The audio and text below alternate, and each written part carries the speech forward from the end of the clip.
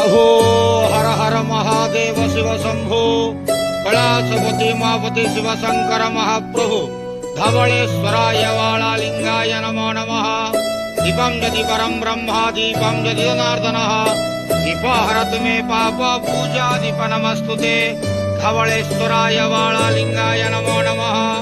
संसार सुखी रखंतु। आज शुभ शनिवार रे समस्त श्रद्धालु भक्त मानक आश्रीपद करंतु, मनस्कामना पूर्ण करंतु, कर्म क्षेत्र उन्नति करंतु, ग्रह रिष्ट खंडन करंतु, जगतर मंगल करंतु, विश्वर कल्याण करंतु, आपणकर नाम प्रकाश करंतु, सेवकर डाक श्रवण करंतु, समस्त गवसा भक्त मानकर मनस्कामना पूर्ण करंतु। जो जो भक्त माने आपण पाखरे मानसिक रखिजंती तांका मानसिक पूर्ण करंतु। धवलेश्वराय वालालिंगाय नमो नमः। संसार सुखी रखंतु आनंद गेवार हरि बोलो।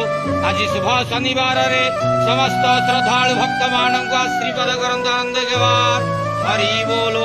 बाबा धवलेश्वराय वालालिंगाय नमो नमः।